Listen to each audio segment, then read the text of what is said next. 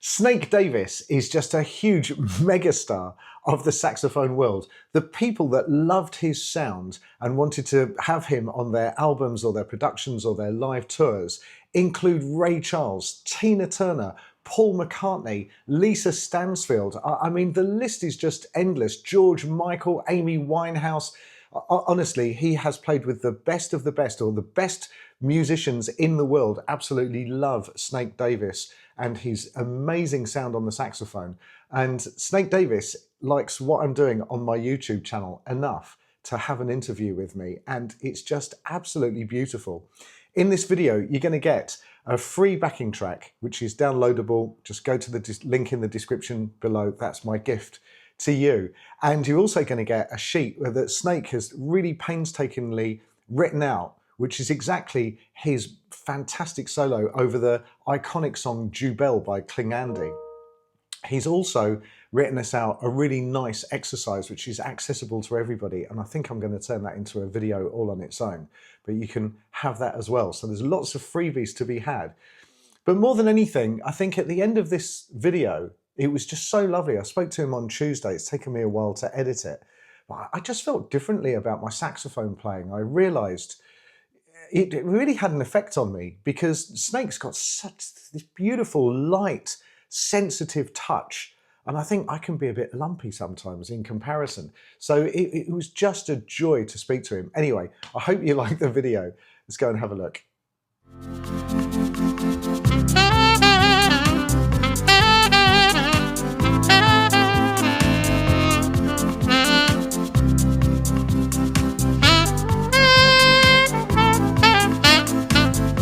So that I put my mind into the key of C before I launched it. Yeah.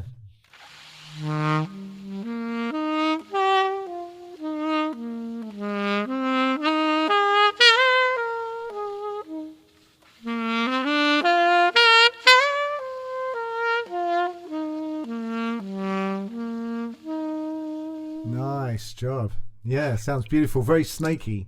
And I always think, everything we play is music. So Yeah. we should always play things as beautifully as we can, unless we're playing to a brief, in a section or something. Yeah. So, what's one thing that most players overlook that could make a big difference to their playing, would you say, if you can think of that? So if it's one thing, I would say it's nothing.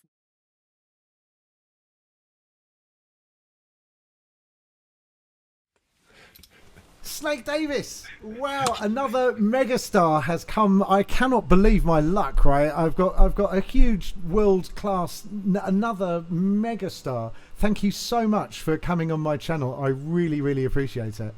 Lynden, I'm not sure who you're talking about, but it's great to see you, mate. It's good to be here. Well, I'm talking about you because I've got a list here, right? I've been doing my research, and these are just some of the people that you've recorded or played with. James Brown, Smokey Robinson, Chaka Khan, M People, Lisa Stansfield, Take That, Eurythmics, Amy Winehouse, George Michael, Paul McCartney, Tina Turner. I mean, the list is endless. Ray Charles, Tom Jones, Ray Charles, Tom Jones, Culture Club, Kylie Minogue, Pet Shop Boys, Spice Girls, Boy George, Motorhead, Primal Scheme. I mean, Ray Charles, you've played with, I just can't believe it. Were any of these particular collaborations, do any of them particularly stick out in your mind? Yeah, well, you've picked up on Ray Charles, and certainly, I mean, he sticks out in my mind, because the old thing of, when you get to meet your heroes and play with your heroes. And yeah.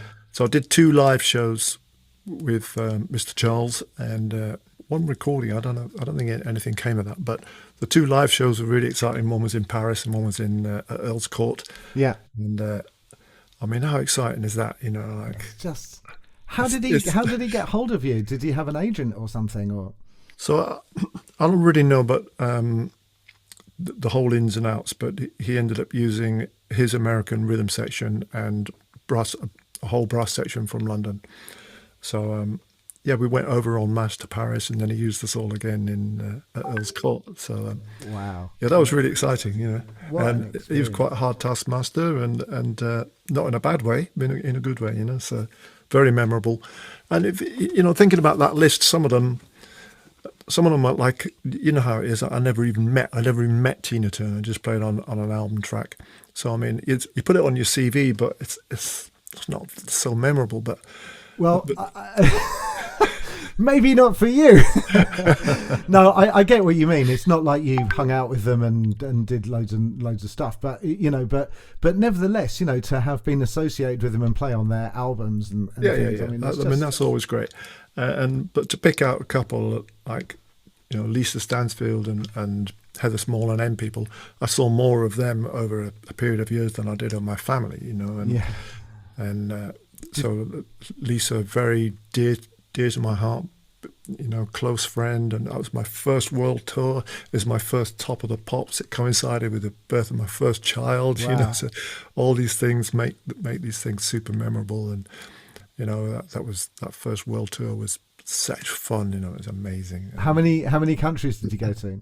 Oh, I don't know. I have no idea.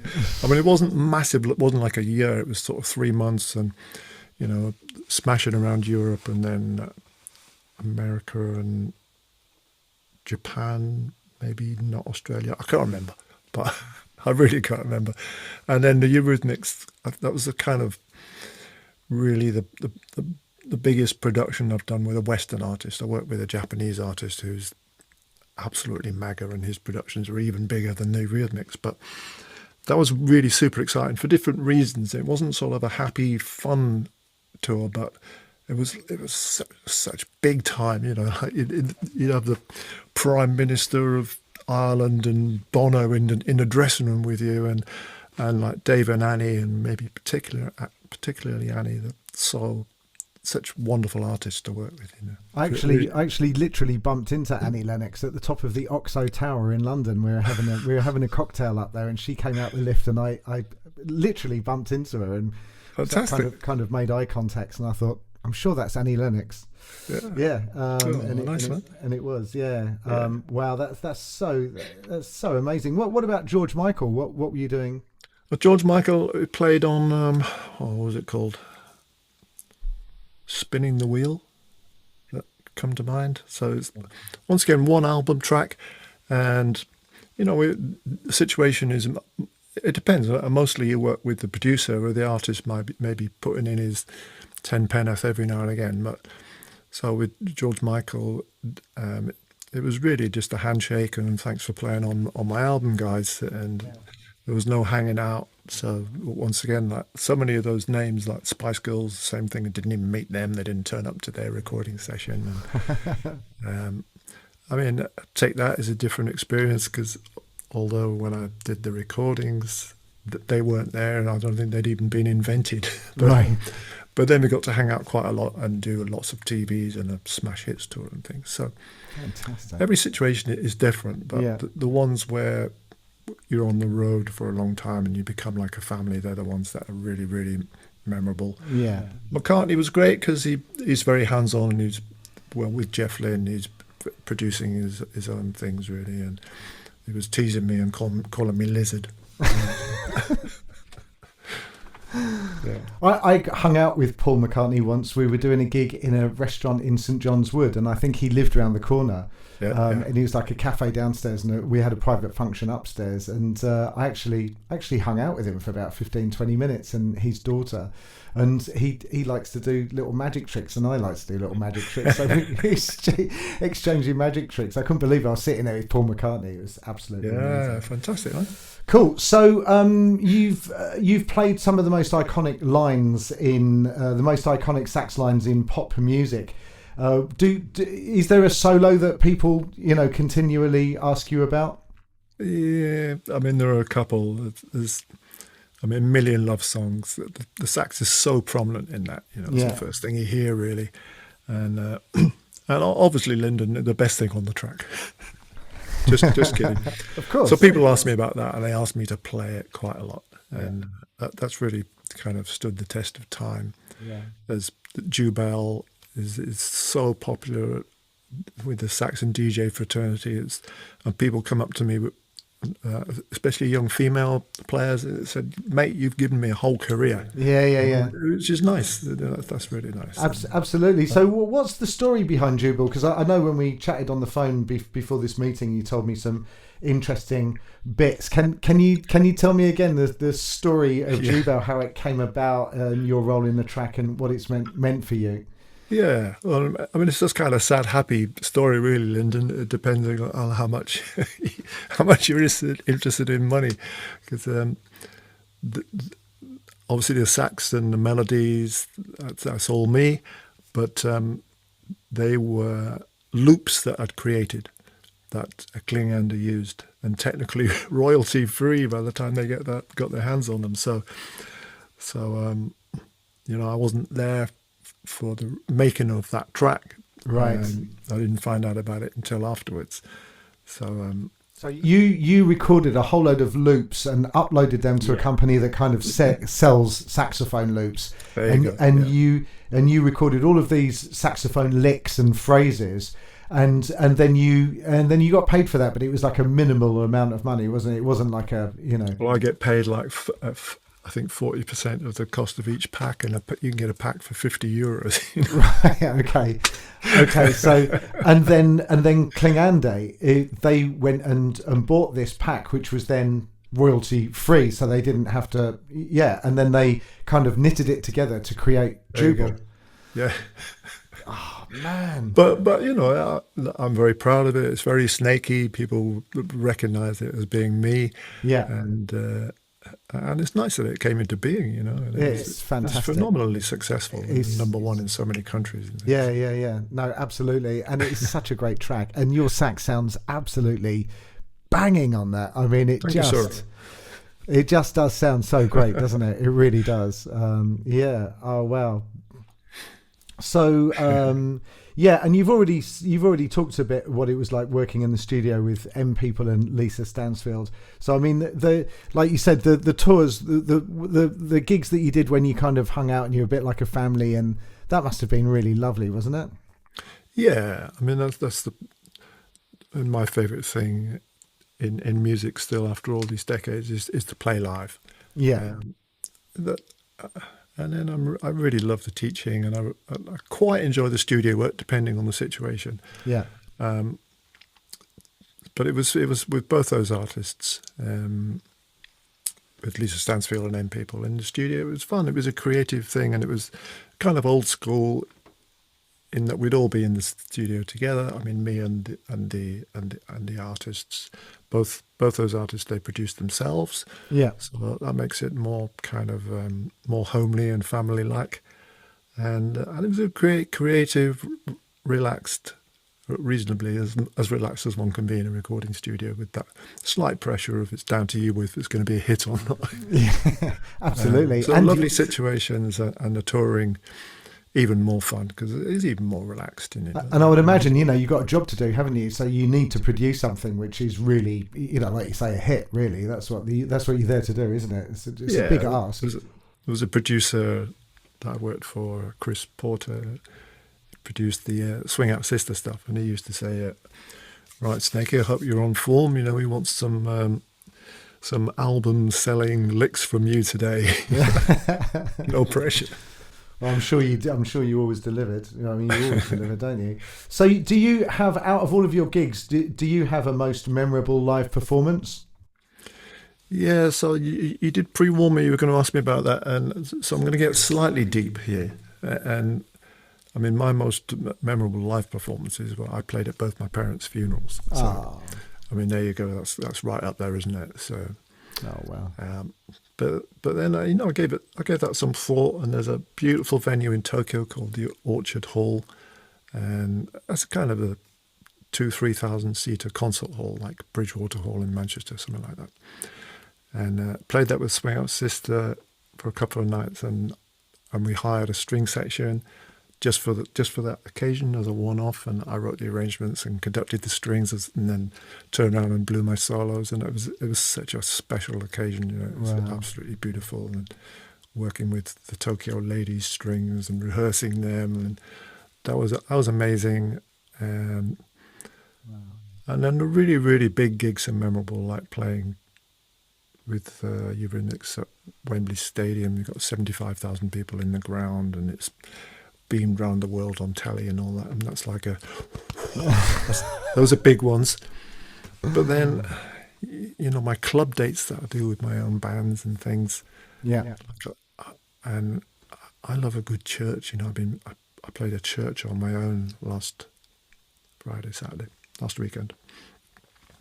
Just me and the family of instruments, and that's, to me, I'm sure we'll touch on the word tone at some point during this hour, and to hear the sound in a church or a beautiful sounding venue, and to have an audience that are listening to your every note. Those are the most special occasions. Wow. But then along with gigging with one of my soul bands in a sweaty club, and people are dancing, everybody's on fire, playing their hearts out. There's a venue in Manchester called the Band on the Wall, and I probably played that venue more than any other in the world, and they're very memorable gigs. Wow. Oh, it sounds absolutely incredible. Yeah, I played a beautiful venue in Sicily once. We got flown out. It's only for a function, a wedding. Yeah. But we got flown out to Sicily, me, my wife, and Charlie, actually, when he was really, really small. And they picked us up at the airport and drove us to the venue. The venue was absolutely stunning. We had these beautiful rooms. We were playing outside. It was right on the top of a cliff. It was just absolutely beautiful. Really, really stunning. So it kind of sticks in your mind, doesn't it? Those are memorable. And I remember once... for a festival in North Yorkshire, Grassington, we did a thing called Snake in the Wild or something, and we found a beautiful disused quarry, like absolutely massive, like 200 yards or quarter of a mile maybe across, and the acoustic was amazing. So I led a team I led the audience of about 80, 100 people on this kind of 2 mile walk through it, different scenarios, like down by the quarry lake and then up on the hillside, and enjoying the different acoustic environments, and that was amazing, and a lot of people remember that. Oh, wow. It sounds beautiful, man. Really nice. I want to give our mutual friend Rob Digweed from the Sax Bandits, and if anybody out there wants to join a really cool sax orchestra kind of thing, right, they should definitely check out the Sax Bandits. And it's Rob Digweed, who's a friend of mine, and I've known him for donkey's years. Do you know, I knew him for donkey's years, and I'd never met him. Really?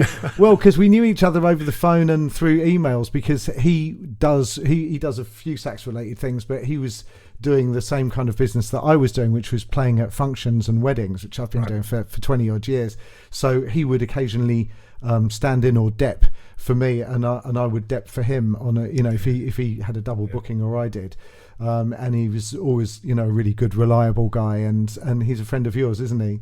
Yeah, I met Rob probably 6 or 7 years ago now, and we've done a few things. He brings me in for a day's workshop with the Bandits. It's a great thing, and he's planning a big festival for next year. He is, yes, June the 20th. June, is it June 20th? I was going to say June 20th. So I think I'm going to play there. So absolutely fantastic. Well, I'm gonna definitely put that in my diary. So I'll see you there. But yeah, so Rob Digweed at the Sax Bandits. Do check out Rob's Sax Bandits outfit. I think it's only available in the UK, but if you're a UK sax player, you should definitely check it out. Yeah. So coming back to you then, I know you started playing the saxophone relatively late, at the age of 20, and you went to Leeds College of Music. My son was, Nikki Isles went there, who's I know Nikki. Yeah, well, she used to teach my son Charlie at the school that he went to here in Bedford, and she went to Leeds. So Charlie was thinking about, he ended up at the Guildhall. But how did that happen? How did you start off? How did you pick up the sax, and what inspired you to kind of take it so seriously and develop so quickly? Yeah, I mean, I think I was 19 when I picked the sax up. I started to flute at 18. And realised it wasn't loud enough and funky enough and soulful enough. So I thought, light bulb moment, I need a sax. And off I went, hitchhiked to London. And the sound in my mind was a tenor, but when I got in the shop, they all looked so big, I bought an alto. Which shop did you buy it from? Not Bill Lewington's. No, but in the same Charing Cross Road, Macari's Shaftesbury Avenue area. It's a shop that's long gone now. I can't remember what it's called. Was it called Macari's? No. No. It sold more second-hand. I bought a second-hand Con underslung Alto. Okay. But then, honestly, Lynden, I'd been deep into music since primary school, singing, and taught myself guitar, learnt some Joni Mitchell songs, James Taylor, tried the trumpet, it hurt my lips too much. Got forced to have some classical piano lessons, but I loved music so much, but it never ever occurred to me that it was something you might do as a job, for your career, until I met the saxophone, and like, bingo, man, my life changed. I used to just look at it, smell it, touch it, and I just started practicing like a demon. And I think within 3 or 4 months, I was adding it to the little gigs that I was doing on kind of flute and backing vocals and things. And my life changed, man. I'm sure yours did. Most sax players have got a similar story. It's like an epiphany. Yeah. And so I just thought, okay, man, I just want to push this, and I formed these 2 ambitions, really, which was the dual ambitions of getting really, really good and being in a band. Yeah. And those were my ambitions. Well, you did both of those, didn't you? I've done both of those. Yeah, well, I don't know, I'm too modesty for biz, but I've certainly been in about 50 million bands. Well done. And looking back, what were the key things that you did early on that helped you break into the professional scene? Yeah. Well, I had whatever the professional scene is, I had no ambition to get into to being a sideman or a session man or a studio musician. All I wanted to do was play and get good and be in bands. But looking back and thinking about your question, what I did was just the natural thing of playing live lots and lots, practicing lots and lots, meeting people, being nice to people, I guess. But I'm never thinking about, I better be nice to people. But, I'm a sociable person. Well, it helps, though, doesn't it? Because it doesn't really matter how good you are. If you're not very nice to work with, then that's people will go for people that are easy to work with, I would think. Yeah, that's when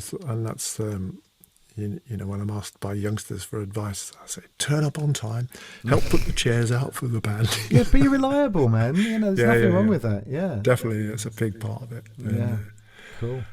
And so, but getting into that pro scene was like a happy accident that span off doing gigs in clubs and playing soul music. And I think and it's a slow process. People think, Snakey appeared on the scene, but it was probably 10 years. And like, I can remember quite clearly, I think my first studio sessions were, because I got a Dep keyboard player in for one of my gigs, and he was more of a studio musician than a live player. And then the phone rang next week, can you come into Granada Television in Manchester? And I'm doing some music for a kids show behind the bike sheds. And that was my first time doing tele music. And then somebody else said, we could come and do this jingle for Quick Fit or something. And that was my first. And I thought, I appear to be becoming a studio musician. Yeah. I remember being frightened that playing commercial music would spoil my soul. I thought, it's paid practice. Yeah, that's right. Yeah, well, it's all good, isn't it? Really. Yeah, it's all good, and everything that stretches you in a new way is doing your musicianship good, I think, and it is practice. I mean, the worst thing is if you drive for 5 hours and play for 10 minutes and then drive 5 hours back. Yeah. Well, again, being a function gig musician, you get a lot of that. You get a lot of incredibly long drives and sitting around and waiting, and then doing a set and then waiting some more and then doing another set and then incredibly long drive home. But it's just the nature of the job. Yeah. It's one of the downsides of what we do, being a professional musician. Used to get me down that we'd fly to Europe or even America to do a mime. To do a mime.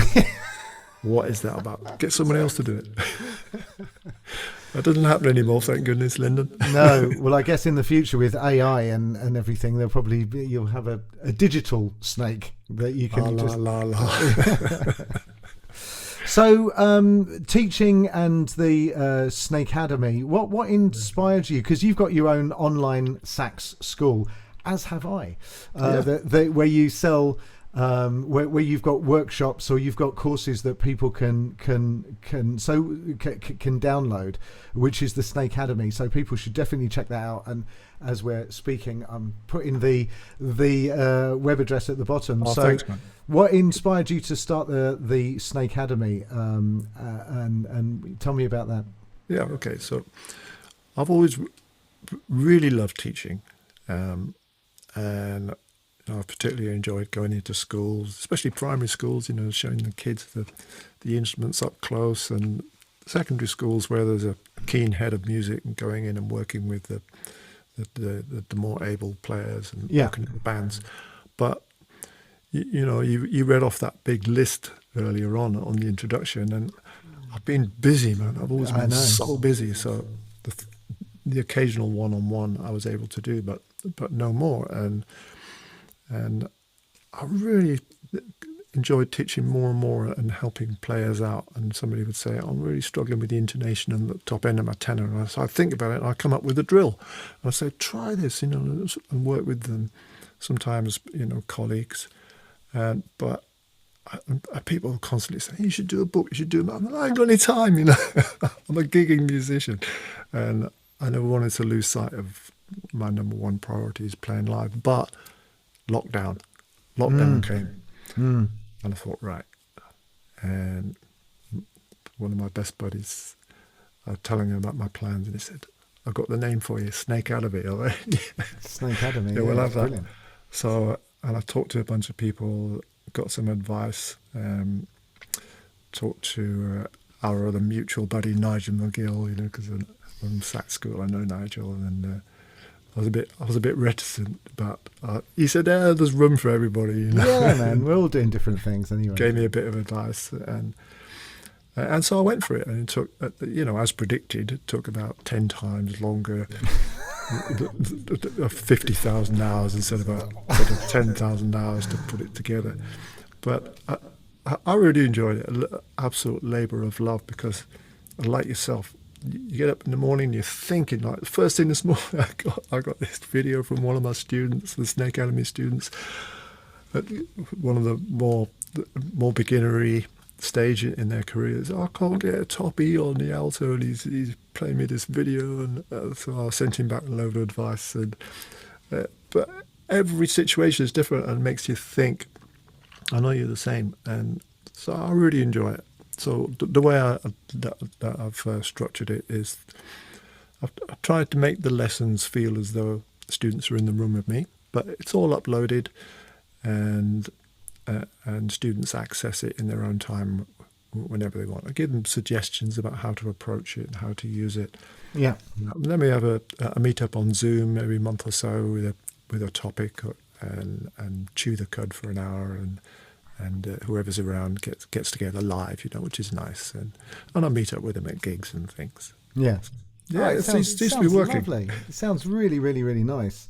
Yeah, people said the same to me. They, because I was doing lessons for years and years when I wasn't gigging, and they said, "Oh, you should do something like Nigel McGill, because he's really good, and you're really good, and you should do the same thing as Nigel. And why don't you do it?" And the answer was, because it's a mammoth task. Have you got any idea of how how intense? And that was even before I started doing Sax Made Simple, the website. It's such a phenomenal amount of work. I've never worked harder than I have in the last, honestly, since I started doing YouTube and Sax Made Simple. My working hours are ridiculous. I'm up at 6:30, starting work at 8, and don't finish until 10 o'clock at night some nights. It's incredibly hard. So good on you for doing it. So who's Snake Academy? Who is it aimed at? Is it beginners or intermediates or pros, or is it all of those and and more, or what's the story? Who's it aimed at? But when I started it was kind of intermediate and above, really. But then because of the demand, I set up a series of beginners lessons too. So now it's really from day one to professional. So there's something for everybody there now. Fantastic. Yeah, I had a look around and I was super impressed. It's really nice. Glad. Yeah. So and how do you approach tone and phrasing in an online format? Because, you know, as we've just discovered, just as we were getting set up for this, you know, you've got your volume levels and you know, it's hard, isn't it, to get a sense of tone when you're teaching or sharing information through this online way. What's your story with that? Yeah, so the teaching of it is not so bad, and as you know, I'm really sort of passionate about that. So there's loads of different ways for them to do the long tones, drills for stamina and endurance, and all the expressive techniques. So, I mean, sometimes the issue is like you've identified, when they want to play me something. Yeah. Because I can record with all this fancy gear, and they've got their phones. So that's exactly what I'm on with this week. Is proposing like a nice simple way with a USB mic and a free digital audio workstation like GarageBand or Audacity. Yeah, I know you've looked at this thing yourself for your guys, so they can at least send me something back which is better quality. Yeah, because this is pretty demoralizing, recording yourself on your phone. Well, it's awful. You know, some of my clients have said, I've made this recording and it's absolutely horrendous. And, you know, they've recorded it on their phone. Well, of course it's horrendous. Anybody would sound horrendous when you record it on a phone. And you look at a microphone like this, which, as you know, is kind of a condenser mic dedicated to instruments like the saxophone. Look at the size of it compared to the microphone in your phone, which is probably, you know, smaller than the tip. You know, it's so small. It's incredible. So, you know, when we record them round here and we do it, you know, kind of with a bit more kit, they sound amazing. You know, they sound really, really good. It's not a small difference. It's like 50 times better. You know, it's just so. Don't record you if you sound terrible when you record yourself on the phone. That's because it's not necessarily you.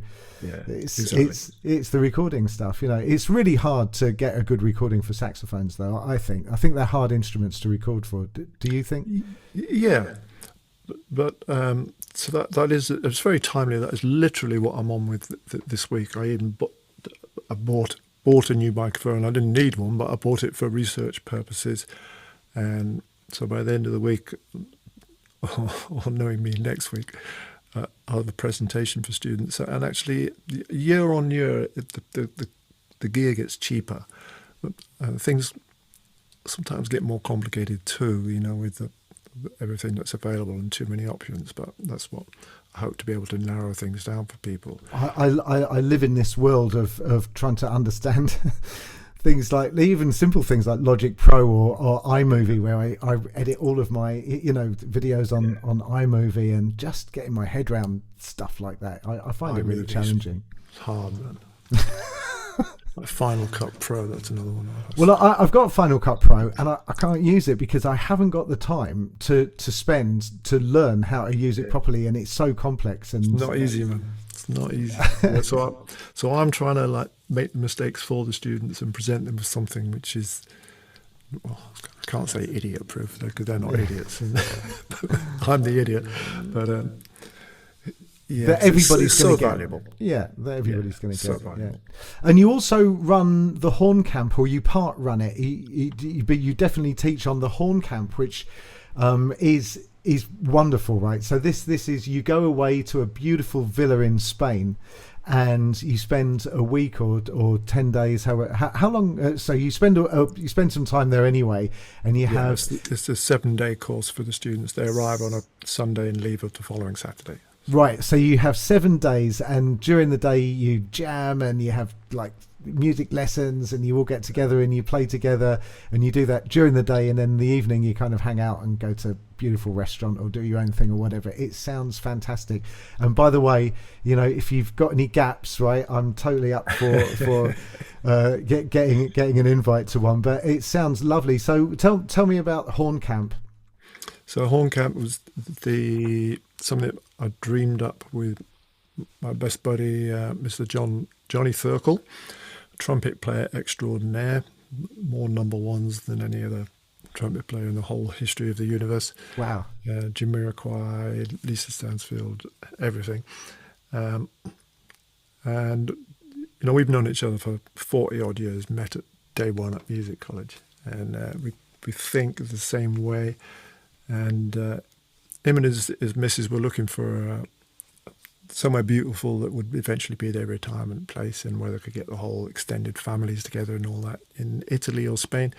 They ended up finding this place. It's 7-bedroom, and immediately Johnny had this idea. He ran it by me. What about we'll have some music camps? We call it home camp, and we'll get the students in for a week at a time. I'm going, sounds amazing. I did have some reservations. I thought, but this could happen. But actually, it's been beautiful. Really, friendships have been made. People's musical lives have been changed. And just yesterday, one of the students who's also on the Academy sent me a recording.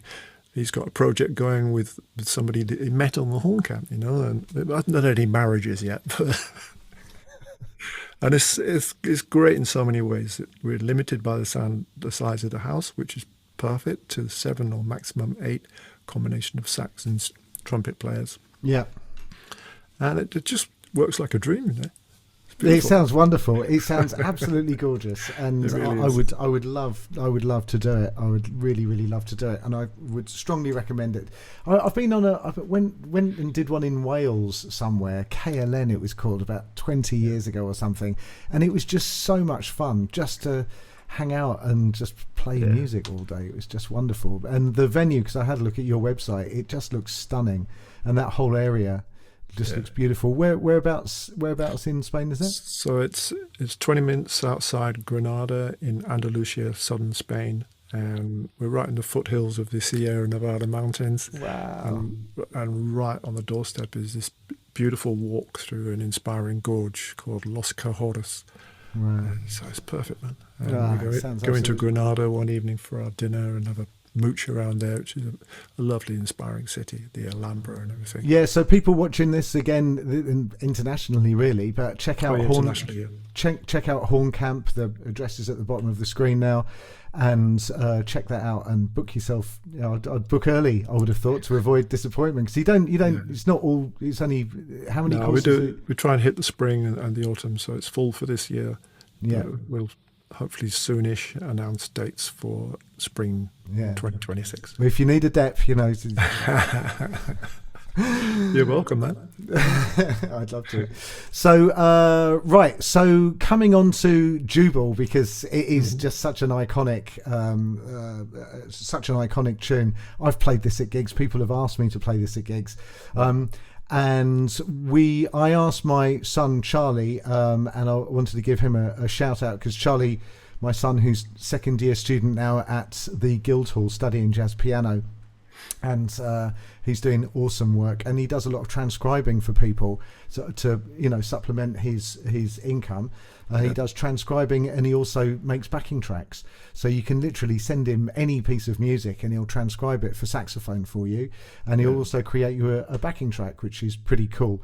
And he's created a lovely backing track. I hope that comes through on the Zoom. Yeah. He's created it's coming through my end. Yeah. So he's created this lovely Jubel-esque inspired backing track, which we're going to give away to everybody on this video. So there'll be a link in the description below. Help yourself. This is our gift to everybody watching this, so you can have this backing track on us. And so I was wondering, you sent me some stuff that I'm also going to give away for free, some PDFs. You've got an exercise in there which is really cool. I had a look at that this morning, and you've also got Jubel written out. Is that exactly as you played it, or is that more or less as you played it? Or I've made it as exact as I possibly can. Wow! I've been meaning to do that for about 10 years. So we're going to give that PDF away to people as well. That's completely free of charge. Have a look in the link in the description below, and you'll just be able to download it. both the backing track and the exercises. So thank you so much for that. I really, pleasure, really... man. And thanks, Charlie, for doing that track. It's beautiful. Yeah, it's a really cool track. Yeah, he's a fine young man, is our Charlie. He is. He's really, really good.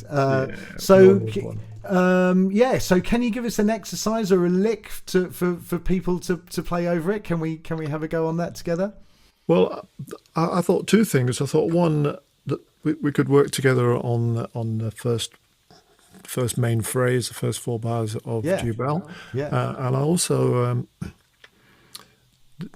thought it might be fun. I tried playing my intro phrase from A Million Love Songs over Charlie's track to see if that would work. I slowed it down a bit for that purpose. And,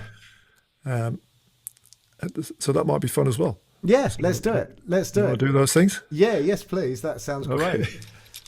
Jubel alto. So pull that up. So I don't know what this is going to look like on the video. That's the only thing, but we'll try. So share and pull that up.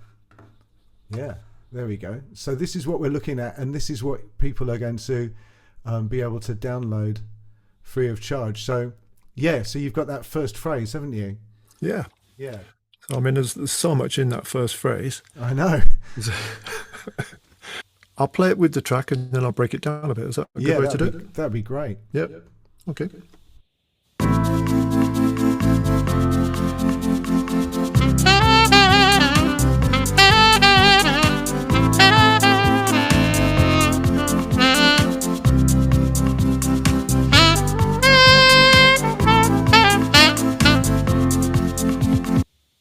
So let me play. You've got like a little grace note going up into that F sharp, haven't you? Yeah. Isn't it? You've just got that tiny little flick, haven't you? Yeah. So I mean, this is what makes the thing come to life. If I play it without the track and without any of the techniques, then you just get this.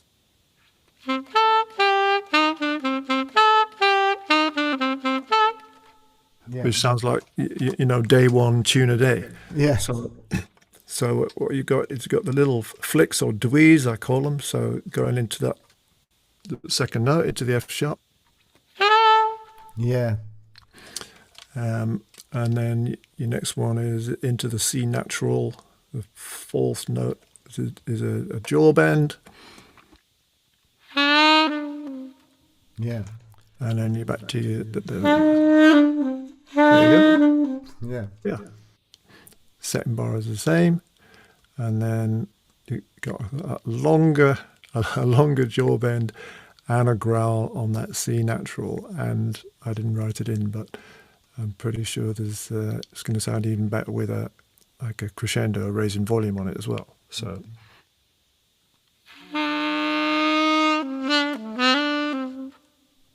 And then you got another dwee into that penultimate note, the B.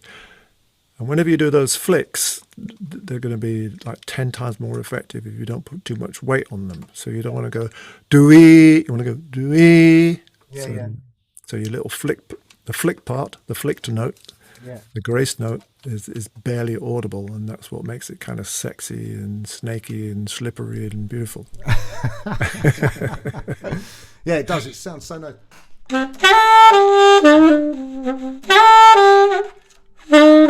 So are you doing a dwee onto that C then? Are you coming? No, I'm doing that with the jaw. Doing a jaw bend, aren't you? Yeah. So you're kind of really bending that note. Yeah. And you're doing a massive growl on there. Yeah. Yeah. Sounds fantastic. Sounds so nice. Yeah, I love it. Yeah. Absolutely love it. So I think for your guys, for our audience, have a listen to it, maybe have a quick try, but then break it down and do it like a snail. Yeah.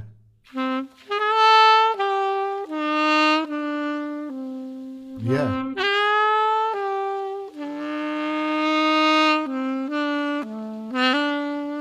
Yeah.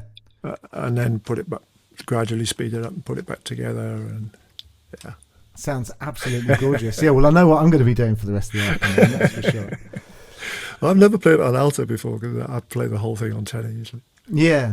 But you're going to be hitting some altissimo notes on that, aren't you? Yeah, it's sort of cruelly, because the I'm sure it'd be interesting to let people know that the original is a mixture of alto and tenor. Oh wow! And obviously on the gig you can't do that. Switch instruments halfway through. So, but I think because the main riff that's a tenor riff. I think it sounds better on tenor. So I've had to crucify myself and play like squeaky altissimo Ds. I always play this on the alto.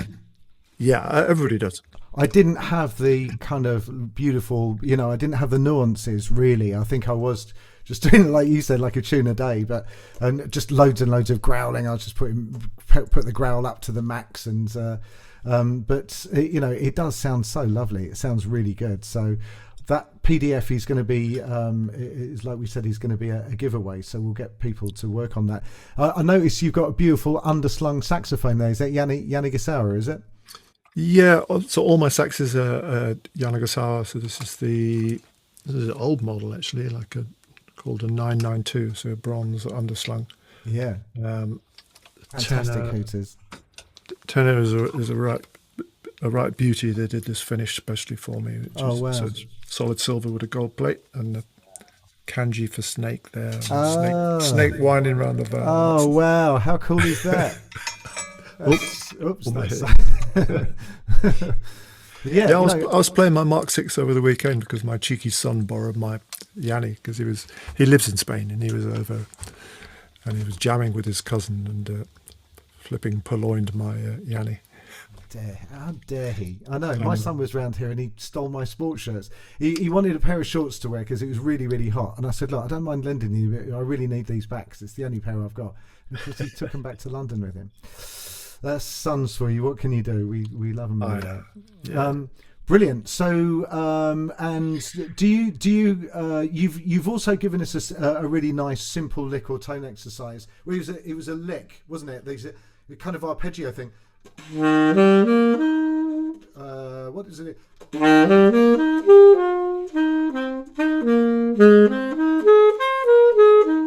It was that, wasn't it? Yep, that's the one. Yeah. Yeah, that's really nice. I like that. And I'm going to put that exercise that you've given us again in the description below as a PDF, and it would just be really good. Why do you like that? Because it goes through all the arpeggios and makes you play the arpeggio and the scale. Yeah, I came up with it for one of my Snake Academy students again, who was wrestling, not unsurprisingly, with the intonation on the soprano. The soprano can be a bit of a beast, especially when you get high for the tuning. Yeah, sure. So I came up with this because the intervals are so kind of predictable. You're singing it in your mind as you play, hopefully, and because I always think every note is going to sound so much better if we know where we're going, and we kind of predicted it half a millisecond before we play it. So this one, because it's so predictable, and also weaves around a very familiar chord sequence to all of us, which is 1 4 5 1, which is, probably one of the most ubiquitous chord sequences in the pop world. So it's familiar and it rolls around and like it clues in the title, I suppose. It flows and I encourage people to play it really slowly at first, so that and you hear your intonation so well when you're playing something like this. Yeah. That was my idea. Yeah. I don't need to play it. You just played it. But well, I nearly played it. I only had a look at it this morning for the first time, but it's really nice. I did take it around in all keys. I think I took it around in lots of different keys anyway, just to get the sound of it. But it's a really good one. And what I might do, what I could do is I could make another video just dedicated to that. Really. Yeah, sure. That might be good. And the anchor note, I just put that there so that we kind of put ourselves into that key. So I'd play the C.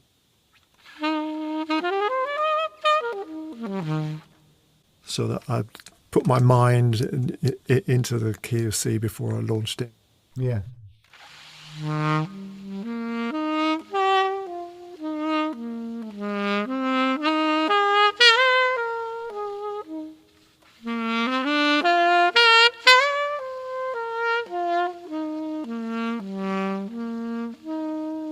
Nice job. Yeah, sounds beautiful. Very snaky. And I always think everything we play is music. So Yeah. we should always play things as beautifully as we can, unless we're playing to a brief, in a section or something. Yeah. So, why not try and make even your scales sound beautiful? Well, exactly right. Yeah. I would totally agree with you there. Even when you're playing these scales, try and play them as beautiful as you can. Don't just stomp up and down the stairs like a moody teenager. That's what I say to people, because they just go. Sometimes, we all do it, but people do it. They stomp up and down the scale like a moody teenager. Who's just like they want to get it out of the way. Yeah, let's just get this done. Look, I've walked up the stairs and now I'm walking back down. What do you want? But you want to think like a beautiful dancer from the Bolshoi Ballet or something. That exactly. Every single step that you take, you transfer your weight from one foot to the other, and like an exquisite dancer would make it. Just the simple act of walking up and down the stairs could become something absolutely magical and so exquisite to watch. Yeah, beautiful. I use that image too, but especially when people's so often, even myself, our hands stiffen up. So no, your hands should be light like a ballet dancer's. Yeah. No tension. Yeah, or when I've only played something 40 or 50 or 60 times instead of the 80 or 90 that's required, I can feel the something feels jittery. Do you know what I mean? And then when you've played it enough times, you feel kind of like loosens off, loose, nice and loose. Yeah. But it only takes 150,000 times of doing it before that happens for me anyway. Cool. And I know we talked about reeds as well. What do you use? Not Van Doren's. It's use D'Addario. Yeah, D'Addario, Rico, however you say it. They used to be Rico Royals, didn't they? That's it. Yeah, jazz select minor. But yeah. We need to tell people always want to know what reeds he is. Yeah. I tend to use Rigotti now. I think Rigotti are really, really nice. But I did for donkey's years use Rico Royals or D'Addario as they are now, and they're fabulous reeds. They're all good. I think what you really want to avoid are cheap reeds that you get on Amazon. You get 100 for a tenner or 10 quid or something. And I know it's terribly boring. I've got a Mayer 5 medium chamber on my alto. What mouthpiece have you got on your alto? Yeah, I mean, sadly, not sadly for me, but sadly for me as well, really. But mine were made by a guy called Ron Coelho, who had a company called RPC, and Ron passed away during COVID, so they're not available anymore. I played them on all the horns. But did he make that by hand then? Well, they're all custom made, but not particularly to my spec. I mean, we'd talk over the phone about what I wanted before he'd make them, but then I put a load of my students on them while he was still alive. But I really need to get down to Sax.uk and spend a whole day playing mouthpieces. 'Cause I do recommend and keep for a spare the D'Addario rubber mouthpieces. They're great, but I really need to get my head around what else is out there now for recommendations. And I'm really happy. I'm hoping these will see me out, but I can't recommend them anymore because you can't get them. It's such a shame. Yeah, I've been using a Mayer 5 forever. I've hardly ever even tried another mouthpiece. Fantastic. You're a lucky boy. Kind of stuck with it really. But that's great, man. Awesome. So let's have a look.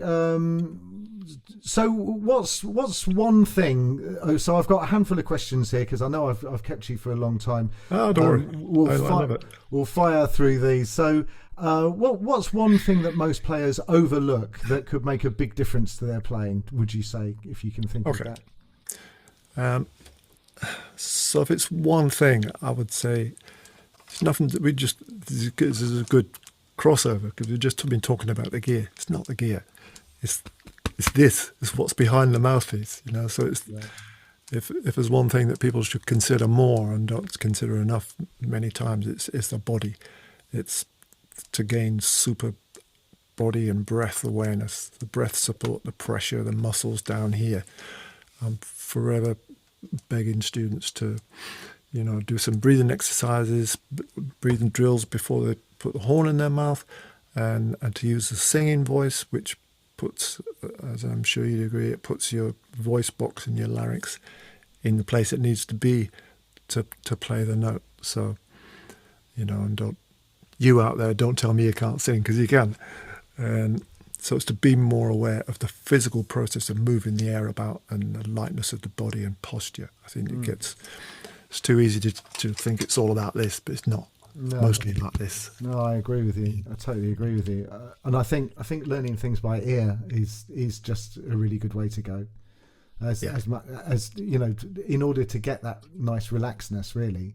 Yeah. So you're not having to think about it. Let's go a stage further. When you learn something by ear, where there's the opportunity, which probably the majority of cases there is, learn it from a great vocal performance. Yeah, absolutely. Somebody that you love, Aretha Franklin. In my case, you know, if we talk about how did I end up sounding snaky and like distinctive and individual, I think a big part of it is because I was a soul boy and I learnt so many tunes from Otis Redding, from Smokey Robinson, from Aretha Franklin. And I know David Sanborn was the same. You know, he learnt songs from singers and he copped the licks from Stevie Wonder's harmonica playing and that kind of thing.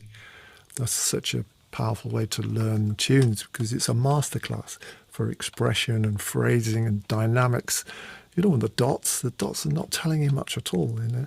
Yeah, no, I totally get that. It's a really, really good point. Yeah. So what makes a great solo in your opinion? Well, I knew you were going to ask me about this one. So no, it's a great question. And every solo is different. There are so many elements. I mean, Clarence Clemens, his solos are not so different from each other. He's got that one thing, that strength and that powerful tone and that muscle. But he's a kind of exception that proves the rule. I love his playing. But generally, there's lots of elements. There's the shape of the solo and all that. But to me, the one thing that you can't do without is a great sound, a great tone, you know, moving on from where we just were. You know, I don't want to be bitchy or mentioning any names, but if we go back to the 80s pop music, there were some disgusting solos in some of those records where it wouldn't have mattered what notes the player played because they didn't have a good sound. They haven't eaten their Weetabix and done some long notes in the morning, you know, so it's never going to work. And if we listen to somebody like Kurt Whalum or Sanborn or Brecker, then you have to play one note and you go, yeah. It's the sound, man, and the sound and the phrasing and the dynamics, but tone underpins everything. So. Yeah. No, absolutely right. Yeah, I think you're spot on. So, couple of questions about improvisation and inspiration. Yep. So, how do you approach improvisation emotionally? Do you think about it all the way through, or are you just feeling your way through? How does it work for you? Okay, so majority of occasions, and when I'm happiest, is when I'm not thinking about anything. Yeah, it's completely emotional. I'm just reacting to what's going on around me, whether it's what the other guys are playing or whether it's what is on the track that I'm playing to. You know, if I stick on Charlie's track again, and you know, put Jubel out of my head, and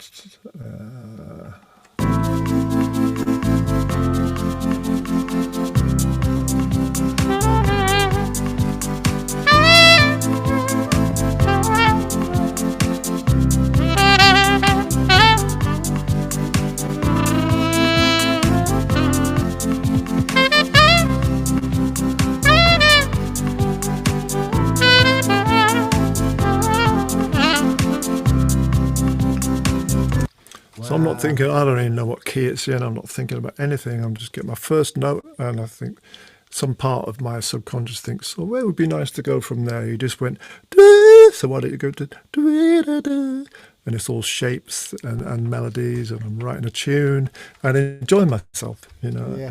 Yeah, you can see that.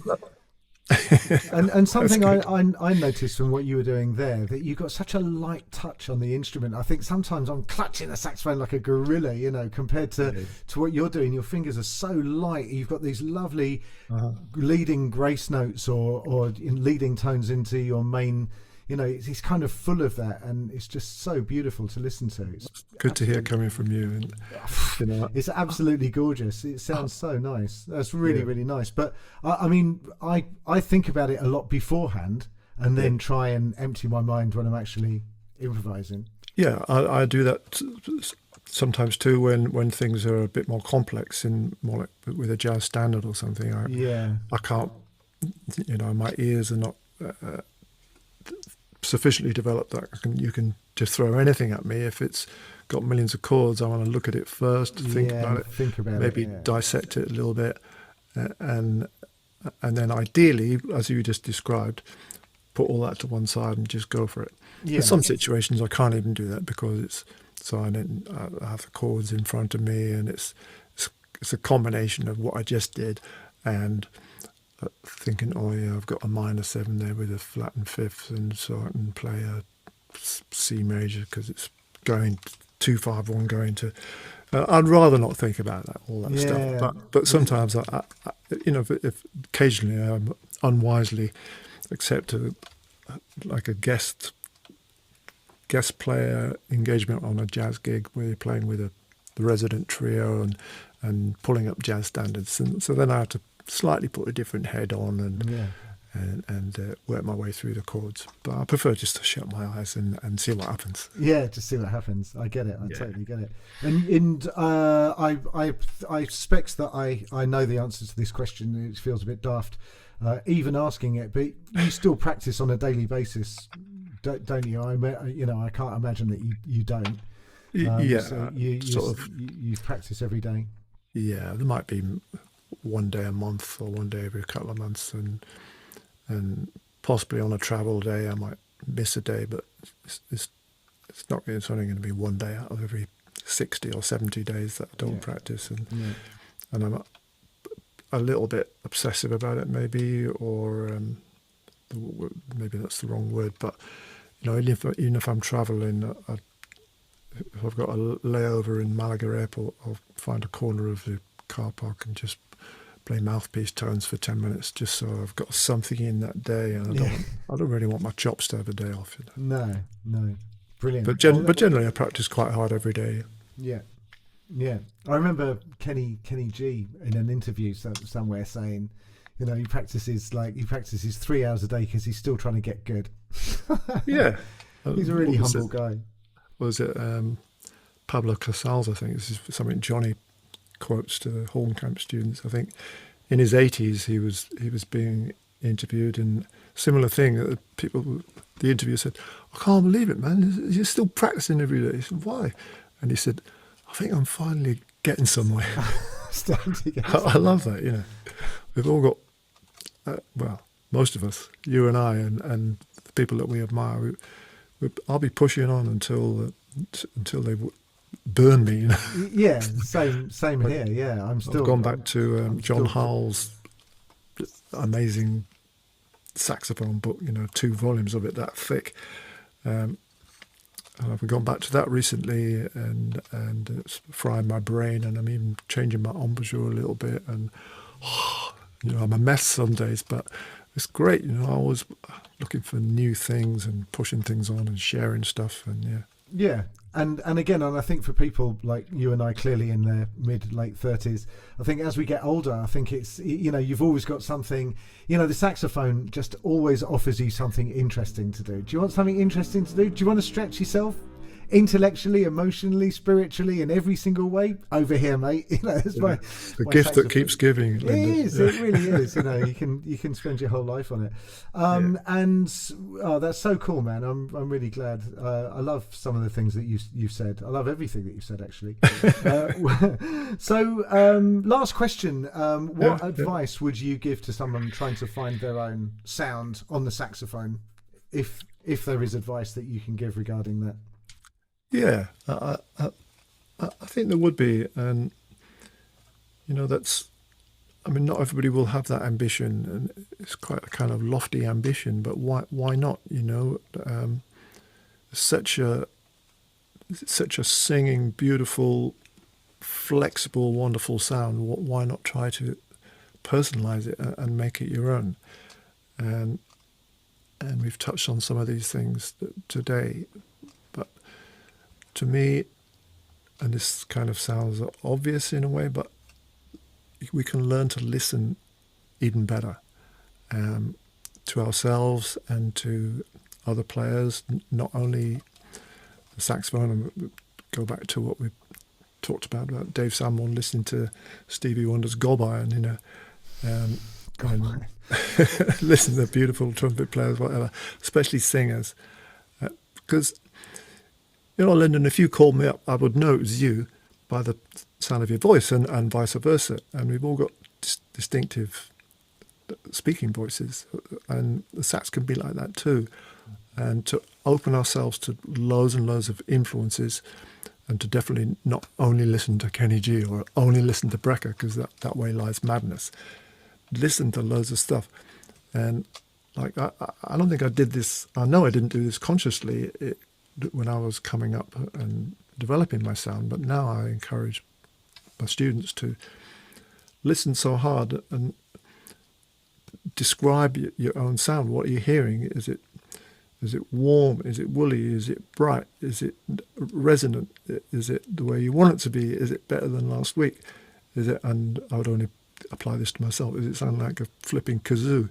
Does it sound like I've left a cleaning cloth down the bell? And then,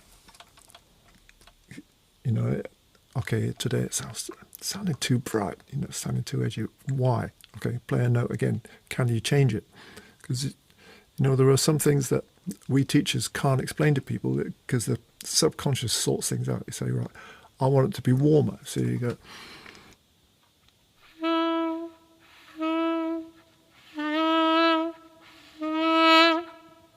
And somehow you can warm it. I don't know what I did, but I wanted it to be warmer, so I made it warmer. And we listen, you know, we're going back to the recording yourself on the phone thing again. No. So we listen objectively, with kindness, patiently. And then another thing we've touched on, listen to singers.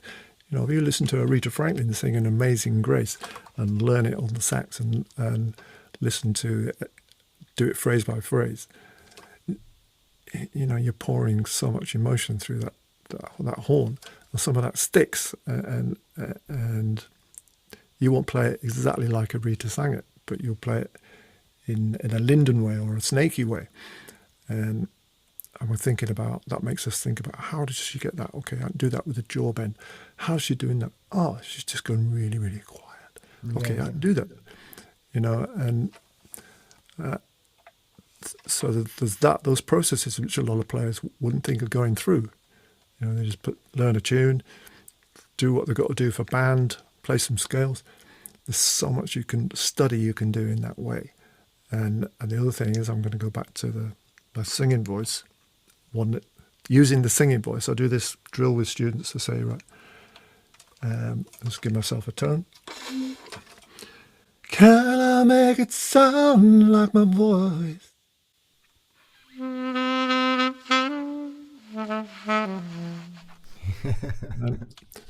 To me, that's one of the best things I ever came up with for students. It's so simple, and so obvious in a way, but nobody ever told me to do that. And I thought, and it kind of did sound similar, but I get it closer. And if I get it sound less like my voice and more like Smokey Robinson's voice, even better. You know? Absolutely. I think Dexter Gordon used to make everybody on the bandstand be completely aware of the lyrics for everything that they played. And if you didn't know the lyrics, he wouldn't let you play, because he put so much importance to being aware of what the lyrics were saying, so that you could express the right kind of feeling through it. And I think it's just such a good point. I really really do. Once again, a free masterclass, and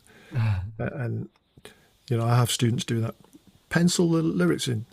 They're playing something like Georgia. I say, what's the word? I don't know. Flipping write them in. Yeah, write them in.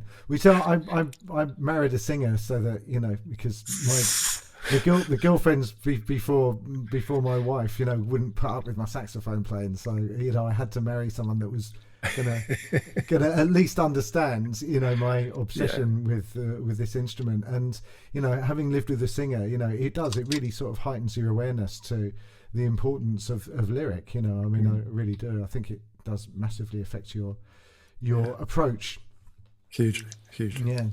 Listen, Mr. Snake Davis, thank you so much. This has been just the most. I personally have got loads to go away and just really rethink everything I'm doing. I think I really am so incredibly grateful for coming on the YouTube channel, and I really massively do appreciate it. Thank you so much for your time.